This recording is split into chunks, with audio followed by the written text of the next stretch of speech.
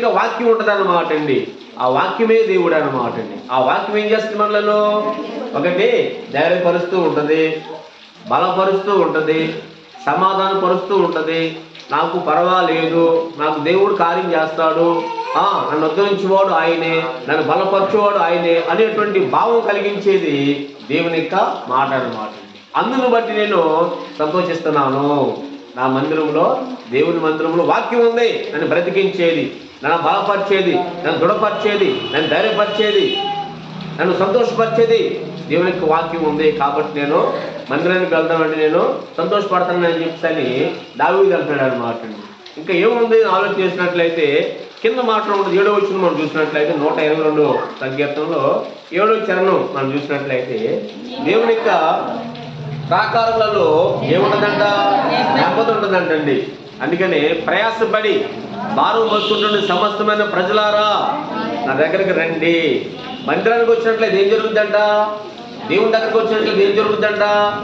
మీ ప్రాణాలకు విశ్రాంతి లేక నెమ్మది, ప్రశాంతి దొరుకుతుంది అన్నమాట. అందుని బట్టి నేను సంతోషపడుతున్నా. దేవుని మందిరానికి వెళ్ళినట్లయితే నాకు ప్రశాంతి దొరుకుతుంది, నాకు నెమ్మది దొరుకుతుంది, నాకు సమాధానంగా ఉంటేనే ఆరోగ్యం ఉన్నట్లు అన్నమాట అండి. అందుకని బైబిల్ ఒక మాట ఉంటుంది, నెమ్మది లేకుండా విస్తారమైన ధనం ఉండే కంటే దేవుని యందలి భయభక్తులు కలిగి ఉంట మేలంటండి.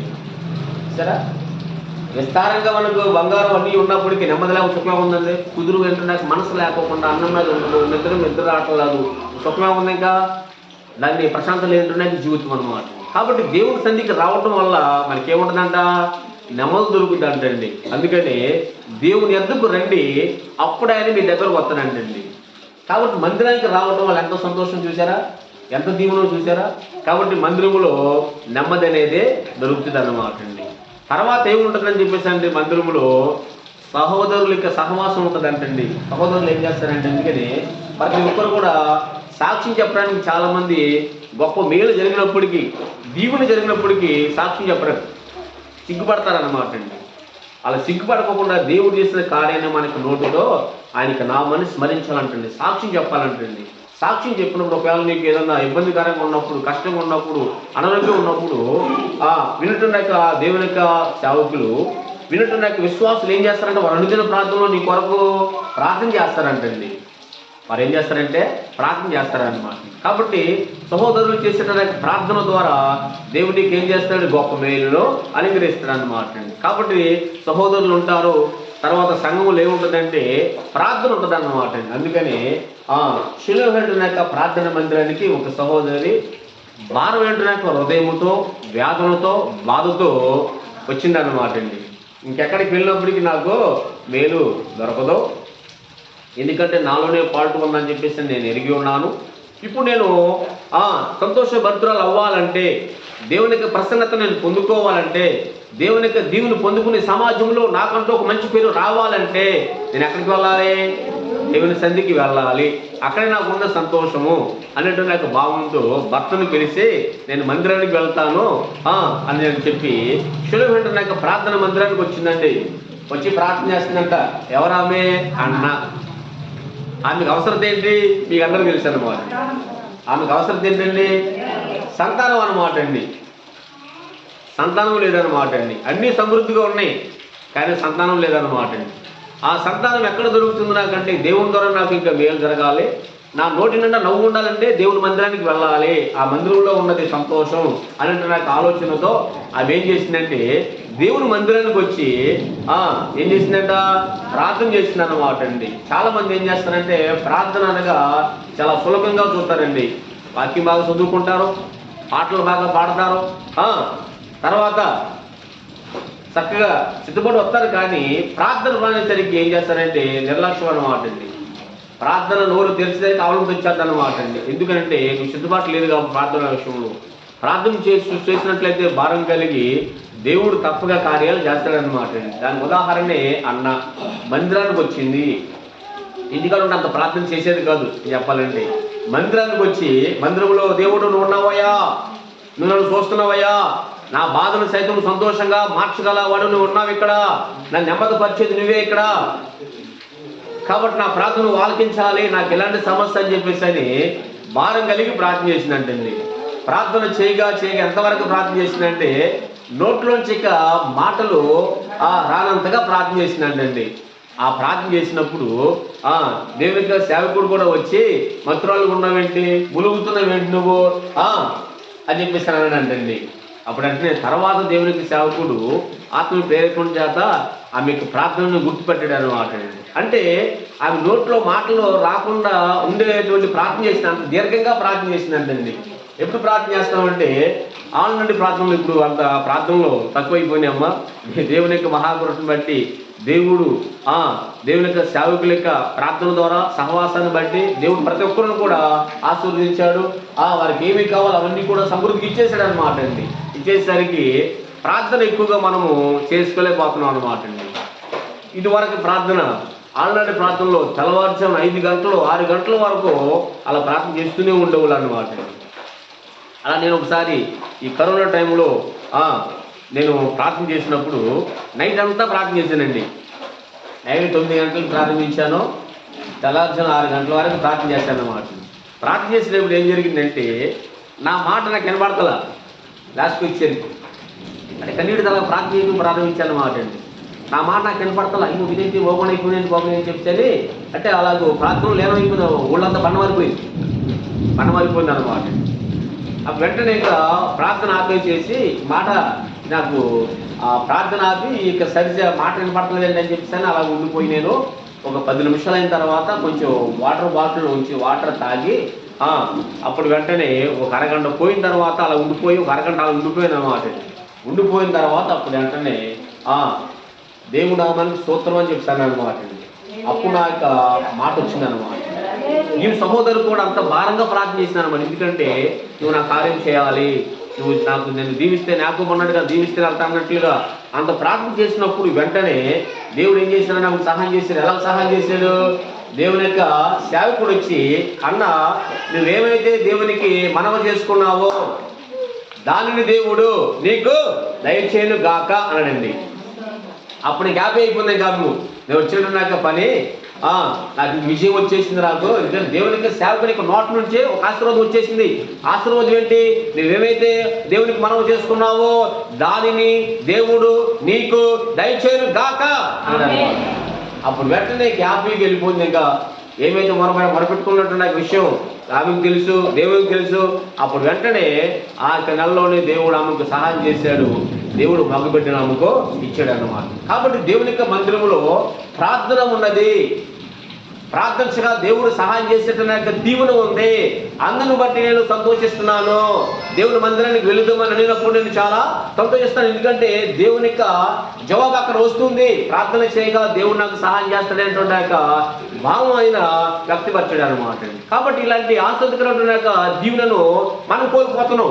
ఎలా కోల్పోతున్నాం మనము అంటే ఆదివారమున దేవుని ఆరాధించాల్సిన సమయంలోనే మన సహోదరులు మనకు బంధువులు ఏం చేస్తారంటే ఒక ప్రోగ్రాం ఏర్పాటు చేస్తారు, ఫంక్షన్ ఏర్పాటు చేస్తారన్నమాట అండి. ఆ ఫంక్షన్కి ఇలాంటి సంతోషం పొందేటున్నాక దీవుని కలుగుతున్నాక వాటిని విడిచిపెట్టి మనం ఏం చేస్తున్నాం, అక్కడికే వెళ్ళిపోతున్నాం అనమాట అండి.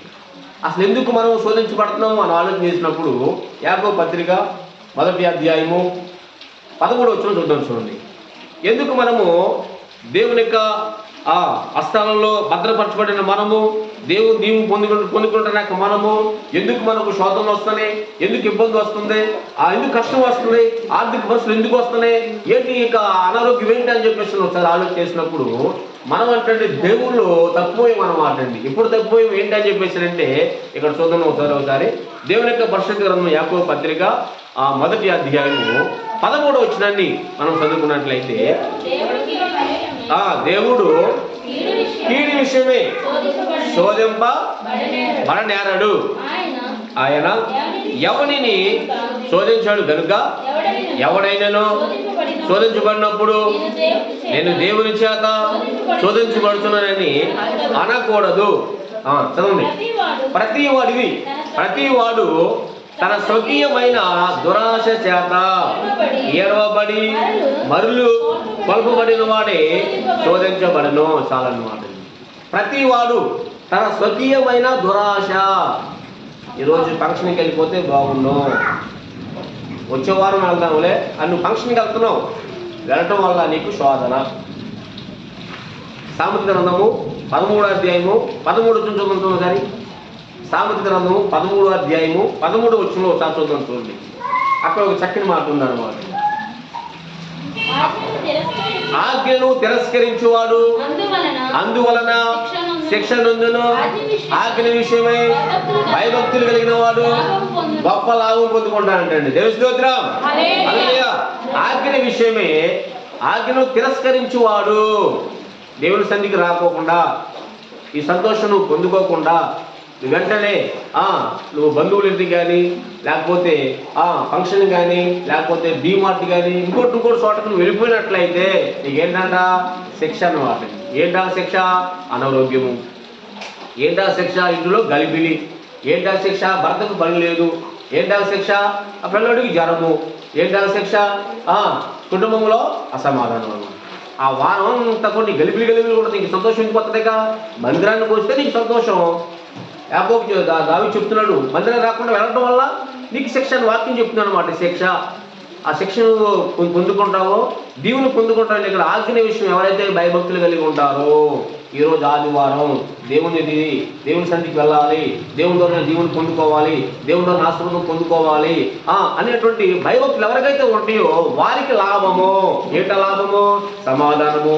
ఏంట లాభము? వర్ధిల్లుటకు దీవెన. ఏంటి లాభము? కుటుంబంలో ప్రేమ. ఏంట లాభము? ఆరోగ్యము. ఏంట లాభము? భర్తకు చేతి నిండా పని. ఏంట లాభము? కష్టపడిన కష్టగీతం ఇంట్లోకే రావటం. సరే, అంత ఆశీర్వాదం ఉందో. కాబట్టి ఆజ్ఞ విషయంలో ఎవరైతే భయభక్తులు కలిగి ఉంటారో వారికే లాభం అంటండి. ఆజ్ఞను ఎవరైతే తిరస్కరిస్తారో అనగా ఈ మందిరాన్ని విడిచి వెళ్ళిపోతూ ఉంటారో వారికి ఏంటంట శిక్ష అన్నమాట.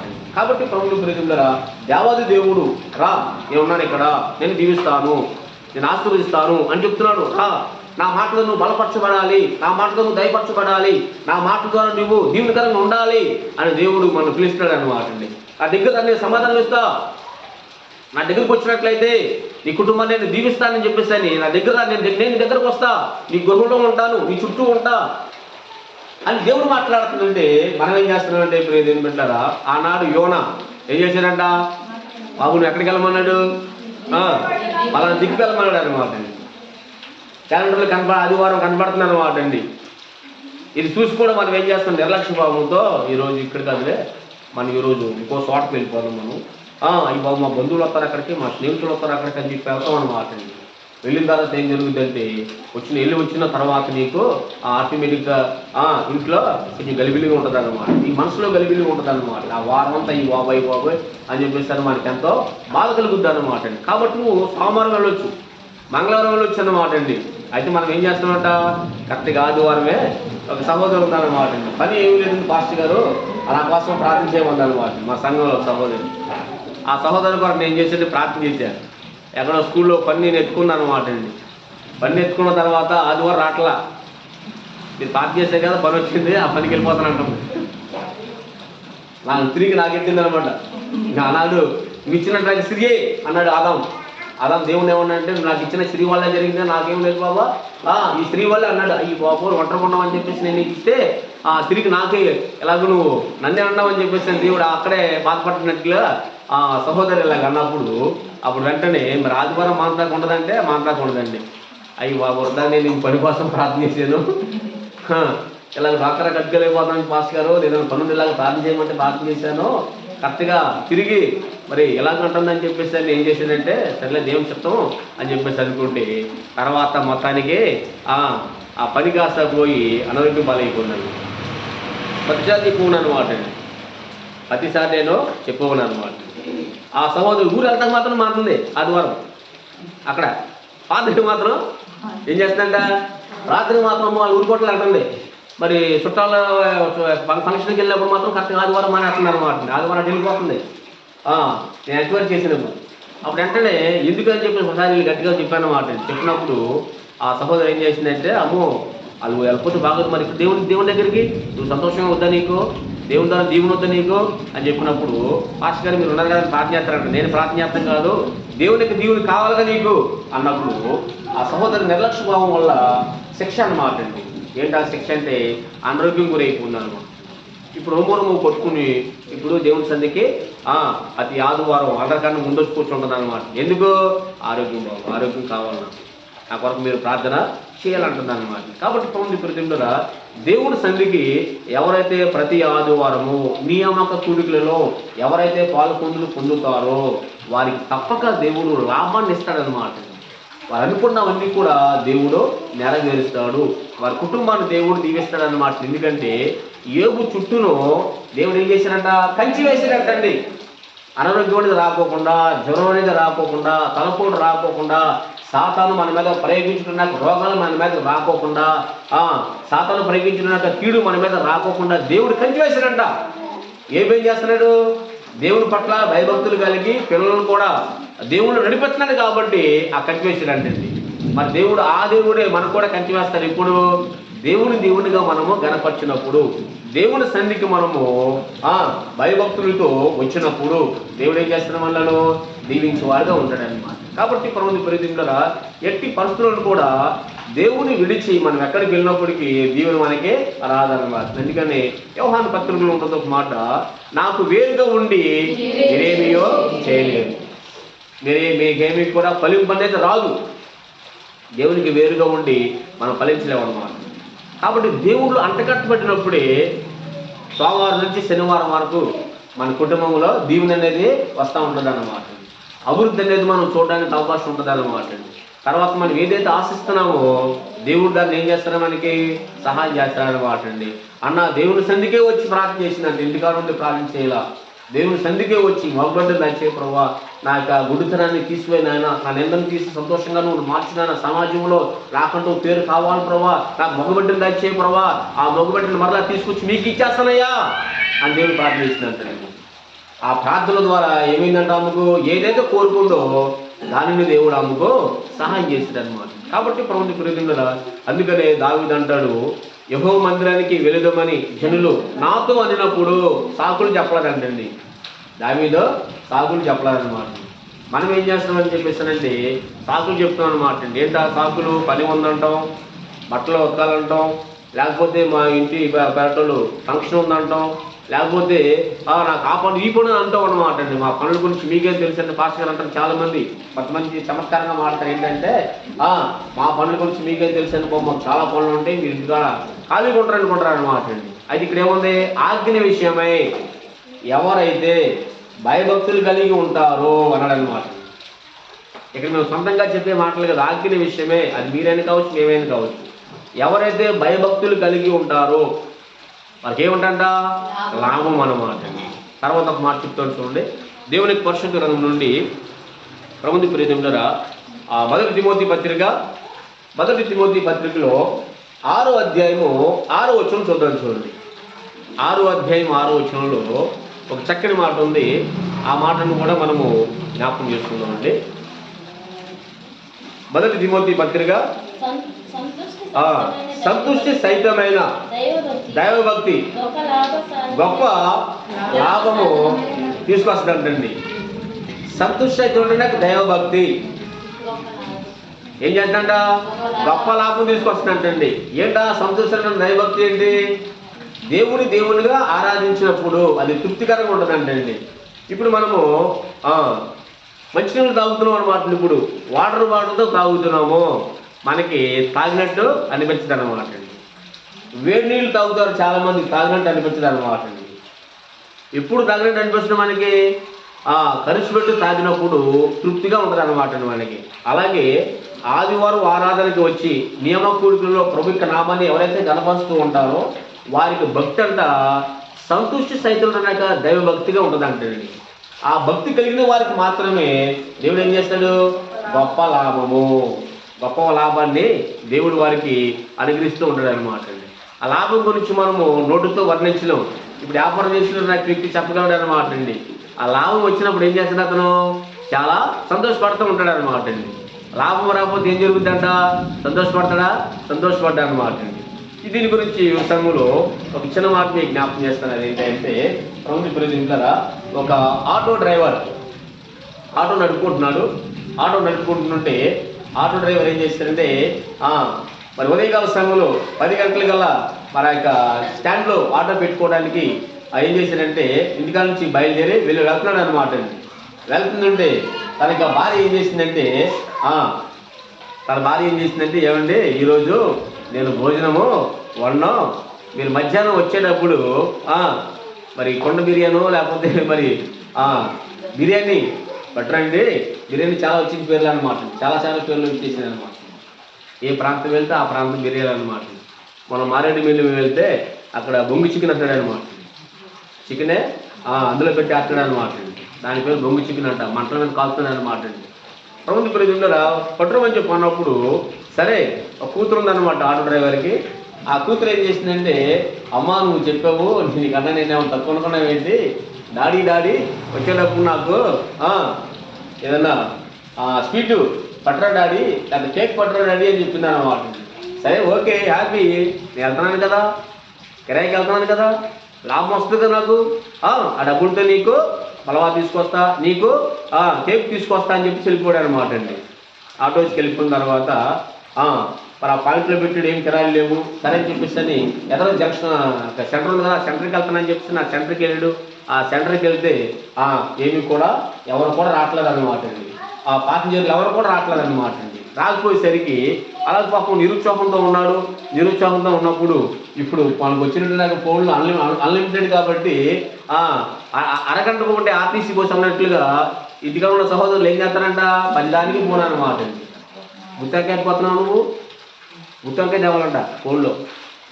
సాంబార్ బయట పెట్టుకోతున్నావా, వీళ్ళు కూడా కష్టం కూడా పడ్డరా, ఇలా 10 దానికి కూడా ఫోన్లో ఉపయోగిస్తున్నారు అన్నమాట. వెంటనే భార్య ఏం చేసిందంటే 11:30కి ఒకసారి ఇంటికన్నా మంచిది, మర్చిపోతాడు మళ్ళీ ఇంటికాడ ఏమంటలేదు అని చెప్పేసి ఫోన్ చేసిన అనమాట. ఫోన్ చేసేసరికి ఏమి లేవు. అతను నిరుత్సాహంతో ఉన్నాడు. ఈలోపు ఫోన్ వచ్చింది, భార్య ఫోన్ చేసింది. ఏమండి తెస్తారు కదా అన్నాడు. ఏం చెప్పాలి ఇప్పుడు, సర్లే తెస్తున్నాలే అని చెప్పి అన్నాడు అనమాట. అదేం చేసిందంటే ఇక అలా ఉండిపోయేదానికి ఒక సహోదరుడు మరి సాఫ్ట్వేర్ ఉద్యోగస్తులు ఒక సహోదరుడు ఏం చేశాడంటే నడుచుకుంటా వచ్చి ఆటో వాళ్ళ దిక్కి కొత్తవా అని చెప్పానండి. ఎంతో మానవు అని చెప్పేసి అంటే ఒక 200 అండి కిరాయి. ఫోన్లే బాబు ఏమి లేవనుకున్నాను, సరే ఎక్కువ ఆటో ఎక్కని చెప్పేసి ఎక్కించుకుని మరి తీసుకెళ్ళి అక్కడ దించిన తర్వాత ఆటో అతను అన్నాడు ఎక్కిన అతను అన్నాడు, ఆ సాఫ్ట్వేర్ ఉద్యోగి 500 కాచి తీసాడు పర్స్ నుంచి. తీస్తే నా దగ్గర చిల్లర లేవన్నాడు ఆయన. నేను మార్చుకొస్తున్నాడు ఆటో కూడా. అప్పుడు ఆటో అతన్ని నేను ఆటో అతను నమ్మను, నువ్వు ఆటో వేసుకెళ్ళిపోతావు కాబట్టి నువ్వు ఇక్కడే కూర్చో, నేను చిల్లర మార్చుకుని వస్తానని చెప్పేసి అని ఇతను ఏం చేసిందంటే అలాగూ ఫోన్ మాట్లాడుకుంటూ ఎదరికి వెళ్తే ఎక్కడ కూడా చిల్లర దొరకపోయేసరికి వెంటనే వాళ్ళ పాపకు ఆ సాఫ్ట్వేర్ ఉద్యోగం అతను కూడా ఇంట్లో ఒక పాప ఉంది. ఆ పాపకి స్వీట్ కొన్నాడు అనమాట. ఆ స్వీట్ కొని చిల్లర మార్చి ఆ ఆఫీసు వారితో కొలిక్స్తో మాట్లాడుకుంటూ లేట్ అయిందన్నమాట. లేట్ దగ్గరికి ఇతను ఏం చేశాడంట, ఏమి బెరాలు లేవు, ఒకడు వచ్చాడు, 200 వస్తాయి అనుకున్నాను, అయితే ఇతను వెళ్ళాడు, ఇంకా రావట్లేదు అని చెప్పేసి అని ఆ నిరుత్సాహము చెందకోకుండా అతను తప్పకుండా వస్తాడని చెప్పేసి అని అలా కూర్చుని ఉన్నాడు.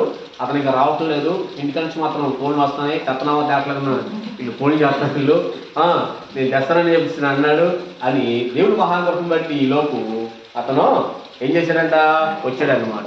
ఇప్పుడు ఈ మాట ఏం చెప్తున్నానంటే మీకు లాభం గురించి చెప్తున్నాను. లాభము దేవుడి పట్ల నిరీక్షణ కలిగి ఉంటే లాభం పొందుకుంటాం మనము, దాని గురించి చెప్తున్నాను అనమాట మీకు. అతను అక్కడే ఉన్నాడు, అటు ఇటు వెళ్ళిపోవాలా. కొంతమంది ఏం చేస్తారంటే అటు ఇటు కదిలిపోయి తప్పుతారనమాట. సంఘం స్థిరంగా లేదు. స్థిరంగా ఉంటే లాభం పొందుకుంటావు, స్థిరంగా ఉంటేనే దేవుడు పొందుకుంటావు, స్థిరంగా ఉంటేనే దేవుడికి ప్రసన్నత నువ్వు పొందుకుంటావు, అభివృద్ధి అవుతూ ఉంటావు అనమాట. అనుకున్నన్ని కూడా జరుగుతూ ఉంటాయి అన్నమాట. ఇక్కడే ఉండమని చెప్పన్నాడు ఆటో అతను వెళ్ళిపోయాడు. ఒక అరగంట పోయిన తర్వాత వచ్చాడు, మాట్లాడుకుంటూ వచ్చాడు. వచ్చిన తర్వాత సారీ బెదరు, నాకు కొంచెం మరి అక్కడ లేట్ అయింది, మా వాళ్ళతో మాట్లాడితే కొంచెం లేట్ అయింది నాకు అని చెప్పేసి, నీకు ఎంతో నేను 200 అండి, నా కోసం నువ్వు ఈ పని అనుకున్నావు కాబట్టి ఇదిగో ఇంకో 100 నీకు ఇస్తున్నాను అని చెప్పని 200 కూడా 100 రూపాయలు ఇచ్చాడండి. ఇచ్చిన తర్వాత నేను తిరిగి ఇంటికి వెళ్ళట్లేదు, మరి నేను ఇంకో చోటకి వెళ్ళాలి, ఇంకొక ఆఫీస్ కాడికి వెళ్ళాలి, కాబట్టి నీవు ఇంట్లో పిల్లలు ఉన్నారండి. పాపం ఇదిగో మా పాపం కొన్నాను కానీ ఇంటికి వెళ్తాను కాబట్టి ఇదిగో ఈ స్వీట్ కూడా ఇవే తీసుకో అని చెప్పేసి అని ఆ స్వీట్ అతనికి ఇచ్చినప్పుడు ఎప్పుడైతే 200కే బదులు ఇంకో 100 300 వచ్చినాయో, 300 తర్వాత వాళ్ళ పాప కూడా స్వీట్ కూడా వచ్చిందో, అప్పుడు ఆటో అతను ఎలా ఉంటాడు, చాలా హ్యాపీ ఫీల్ అయిపోయాడు. అదే లాభం అన్నమాట. అతను అక్కడ స్థిరంగా ఉన్నాడు కాబట్టి నిరుత్సాహం చెంది వెళ్ళిపోయినట్లయితే ఇంటికాడ భార్య దగ్గర మాట వచ్చేసేది. ఇతను అసమృద్ధిగా ఉండేవాడు. అక్కడ పాప దగ్గర కూడా మాట వచ్చేది. పాప కూడా అసమృద్ధిగా చూసేది. చెత్తన్నావు, చాలా నువ్వు ఏంటి ఎలా చేసావు అనేది. అతను అక్కడే నికరంగా ఉండడం వల్ల అతనికి ఏమొచ్చిందంట? గొప్ప లాభం వచ్చిందన్నమాట. భక్తులు కూడా అంతే ప్రియ దేవుని బిడ్డలారా. ఎప్పుడైతే సంతృష్టి రైతులు భక్తి మనం కలిగి ఉన్నామో సంఘంలో, ఆ సంఘంలో స్థిరంగా బలంగా ఎప్పుడైతే ఉన్నామో అన్ని విషయాల్లో మనము ముందున్న వారిగా ఉన్నట్లయితే మనకేం కలుగుతుందంట? గొప్ప లాభం కలుగుద్ది అన్నమాట. అలా కాకుండా ముందున్న వాళ్ళు చూసుకుంటారులే, నాకు ఇంటికి వచ్చిన గొడవలు అనుకుంటారు చాలా మంది అన్నమాట. అలా కాదు. నువ్వేం చేస్తున్నావు దేవుని పని కొరకు, దేవునికి సంఘంలో నీ వంతు ఏంటి అని మనం ఏం చేసుకోవాలంటే ప్రశ్న వేసుకుని ముందు నేను దీవించబడాలి, నేను ఆశీర్వాదం పొందుకోవాలి దేవుని ద్వారా నాకు భావంతో మందిలో మనం స్థిరంగా ఉన్నప్పుడు దేవుడు ఏం చేస్తాడంటే గొప్ప లాభము. ఆ లాభం ఎలా వస్తుందంట? ఎలా వస్తుందో కూడా మనకు తెలియదంటండి. అందుకని దేవుని ప్రేమించే వారికి, ఆయన సంకల్పం చొప్పున పిలువబడిన వారికి మేలు కలిగుటకే సమస్తమును సమకూడు జరుగుతుంది అంటే. సమస్తం కూడా సమకూడు జరగాలి అంటే, ఆ దీవుని పొందుకోవాలంటే మనము సంతుష్టైతుండడానికి దైవ భక్తి చేయాలి. ఆ భక్తి ఏంటంటే ప్రతి నియామక కూడికలలో దేవునితో సహవాసం చేసేవారికి మనము ఉండాలన్నమాట. అందుకని దావీదు ఎంత ఆశీర్వాదం ఉంది కాబట్టి దేవుని మందిరంలో, ఎంత దీవుని ఉంది కాబట్టి దేవుని మందిరంలో, దేవుడు మనల్ని తాకేట సమయం కాబట్టి యెహోవా మందిరానికి నువ్వు వెళ్తున్నావు అంటే నేను సంతోషిస్తున్నాను, ఎందుకంటే అక్కడే సంతోషం ఉంది. అందుకని భక్తులు అంటాడు, సంతోషం ఎక్కడ ఉందని సమాధానం ఎక్కడ నాకు దొరికేనని జగమంతా వెలిగాను, ఎదురందరి నడిగాను, ఎవరి గది నీలోని కనుగొన్నాను. అయ్యా ఎవరి గది నీలోని కనుగొన్నాను. దేవుడి సందికి వస్తేనే మనకేముంటుందంట? సంతోషం ఉందన్నమాట, మనకు ఆనందం ఉందన్నమాట. కాబట్టి అటు సంతోషం పొందుకోవడానికి దేవుని మందిర నియామక కూడికలలో ప్రతి ఆదివారం కూడా దేవుని సన్నిధికి రావాల్సింది అన్నమాట. వస్తేనే దీవించబడతావు, వస్తేనే సంతోషం ఉంటుంది నీ కుటుంబం, వస్తేనే సమాధానకరంగా ఉంటుంది నీ కుటుంబం, వస్తేనే దేవుని ద్వారా గొప్ప దేవుని పొందుకోవడానికి అవకాశం ఉంటుంది, వస్తేనే గొప్ప లాభం అన్నమాట అండి. సంతోషితుడు భక్తి కలిగి ఉన్నప్పుడు గొప్ప లాభం మనము పొందుకుంటాం. చివరిగా ఒక మాట మీకు జ్ఞాపకం చేస్తాను. అదేంటంటే యోబు గ్రంథము 22వ అధ్యాయము 21 వచనాన్ని మనం చూసినట్లయితే అక్కడ ఒక మాట మనం జ్ఞాపకం చేసుకుందాం.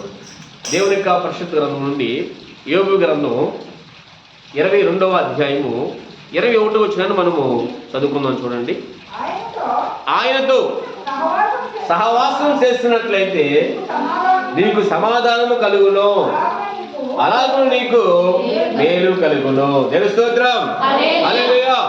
ప్రభువుని ప్రియమైనరా, దేవుని మందిరానికి వచ్చినాక మనము ఏం చేస్తాము? వాక్యం ద్వారా దేవునితో సహవాసం చేస్తాం, ప్రార్థన ద్వారా దేవునితో సహవాసం చేస్తాం, సాక్ష్యం ద్వారా దేవునితో సహవాసం చేస్తాం.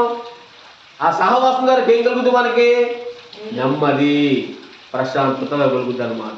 లోకంలో ప్రశాంతత లేదు, లోకంలో ఈర్ష్య, అసూయ, కక్ష ఉన్నాయి అన్నమాట అండి. నేత్రాశ, జీవగుణము ఉందన్నమాట, లోకంలో ఉన్నదన్నమాట. దేవుని మందిరంలో ఏముందంటే ప్రశాంతత ఉందన్నమాట. సంతోషించగల మనసు దేవుని సందులో మాత్రమే ఉందన్నమాట అండి. ఎందుకంటే మన దేవుడు పరిశుద్ధుడు, మన దేవుడు ప్రేమామయుడు, మన దేవుడు కరుణామయుడు, మన దేవుడు మనలను కనికరించేవాడు, దయాళుడు. కాబట్టి మనల్ని సంతోషంగా కలిగేటువంటి మార్గము ప్రభు సన్నిధి అన్నమాట. కాబట్టి ఇప్పుడు ఏమంటారా, దేవునితో సహవాసం చేసినట్లయితే మనకేంటంట? సమాధానం అన్నమాట అండి. అలాగునే మేలు ఏంటి? మనము ఆనందం కలిగేటువంటి ఒక దీవుని పొందుకోవడం అన్నమాట అండి. ఆ మేలు పొందుకోవడం అంటే, సమాధానం పొందుకోవాలంటే ఎవరితో సహవాసం చేయాలి? దేవునితో సహవాసం చేయాలంటే. సహవాసం గురించి వచ్చినప్పుడు దుష్ట సహవాసము మంచి నడవడిని ఏం చేస్తుందంట? చెడగొట్టేద్దన్నమాట అండి.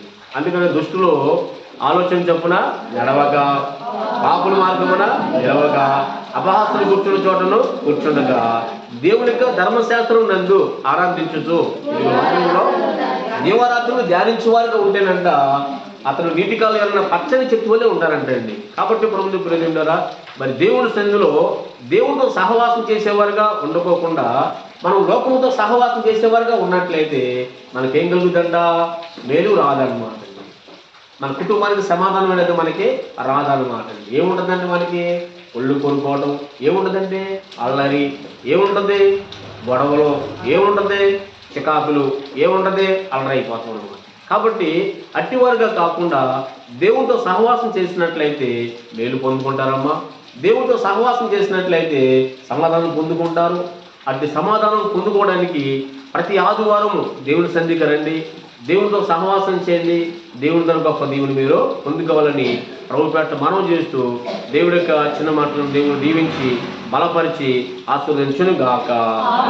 చిన్న ప్రార్థన చేసుకుందామండి. మహాగరుడ, మహోన్నతుడా, మహిమగల దేవ, సర్వశక్తిమంతుడా, సర్వాంతరామి, ఆశ్చర్యకరుడ, ఆలోచనకర్త, నిత్యుడగు తండ్రి దేవ, ఈ సభలో ప్రభు మరి ఇక్కడనైనా మీ మాటలను ఉచ్చరింపజేయడానికి, మీ నామాన్ని కనపరచుకోవడానికి, దాని ప్రార్థనకి ఈరోజు నడిపించారు. మీ దాసురాలు ప్రభా, ప్రార్థన జరుగుతుంది పాస్టర్ గారు ఉండండి పాస్టర్ గారు అని వారి ప్రేమతో చెప్పినప్పుడు వెంటనే ఇక్కడ ఉన్నప్పుడు మరి నేను ఇక్కడ ఉన్న భక్తిని పూర్తి చేయడానికి నన్ను ఈ విధంగా వాడుకున్నందుకు మీకు లెక్కలు సూత్రాలు తెలుస్తున్నాను ప్రభు. ఇప్పటి నుండి ప్రభు ఒకవేళ నాయన ఈ ప్రీ బిడ్డలకు ఆదివారం అంటే నిర్లక్ష్య భాగం ఉంటే, నా నిర్లక్ష్యం ఉండటం వల్లే కదా నా కుటుంబానికి శోధన, నా కుటుంబానికి అసమాధానము, మరి సిలి సంచి వేసినట్లుగా అయిపోతుంది సంపాదన అంతా కూడా. ఎప్పుడు చూసినా శరీర బలహీనతలు కలిగి ఉంటున్నాం, ఎప్పుడు చూసినా సరే వేదంతో ఉంటున్నాం.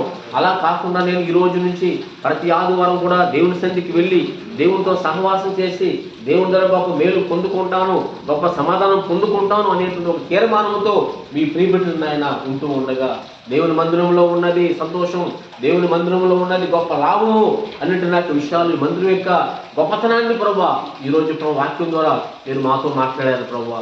బిడ్డలు ప్రభా మరి అట్టి అనుభవాలు కలిగి ప్రతి ఆదివారం కూడా మీ సన్నిధికి వచ్చి మీ నామాన్ని గణపరచడానికి బిడ్డలందరూ ఉండడానికి మీరు సహాయం చేయండి. వీళ్ళే కాదు ప్రభా, వీళ్ళ కుటుంబ సభ్యులందరూ కూడా చక్కగా మందిరానికి రావడానికి వీళ్ళని మీరు ప్రేరేపించండి అయ్యా. ఈ మందిరంలో ఉంటున్న గొప్పతనాన్ని మీ వాక్యం ద్వారా, మీ లేఖం ద్వారా ఈరోజు మాతో మాట్లాడారు ప్రభు. ఆనాడు దావీదునైనా సంతోషించాడు ప్రభా, ఈ బిడ్డ వచ్చిన ప్రతి ఒక్కరు కూడా సంతోషించలాగును వారు కూడా అట్టి అనుభవం కలిగి ఉండడానికి మీరు ఇప్పుడు పరిగణించండి. స్థానిక దైవజనులను మీరు దీవించండి. అమ్మగారు ప్రభు ఆరోగ్యము శక్తిని మీరు ప్రసాదించండి అయ్యా. అయ్యగారు ప్రభు మరి నాయన మీ దగ్గరకు వచ్చినారు ప్రభు. అమ్మగారు ప్రభు అయ్యగారు ఇచ్చిన సేవ పరిశీలనను ఎంతో ధైర్యంగా, ఎంతో ఓపికగా, ఎంతో ప్రార్థన అనుభవంతో పరిశీలన చేస్తున్నారు నాయన. వారి కుమారులు కూడా చక్కగా ఆరాధన నడిపించారు. వారి కుమారులు కూడా ఇంకా సేవ పరిశీలనలో మీరు బలంగా వాడుకోండి.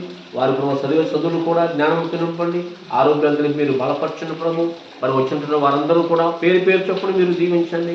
ఏ సహోదరి అక్కలు కలిగి అవసరాలు కలిగి ప్రభావ మీ సన్నిధికి వచ్చినారో ప్రతి బిడ్డను కూడా మీ మాటలతో బలపరచమని, మీ సహాయంతో అనుగ్రహించమని, కృప నింపి బలపరచమని, మరి మీ చిత్తమైతే మరోసారి ఈ విధంగా కలిసి మీ నామాన్ని కీర్తించుకొని అని గణపరిచే భాగ్యం మీరు మాకు అనుగ్రహించమని యేసుక్రీస్తు పరిశుద్ధ నామములో ప్రార్థన చేస్తున్నాం మా యొక్క పరమ తండ్రి. మీ అందరూ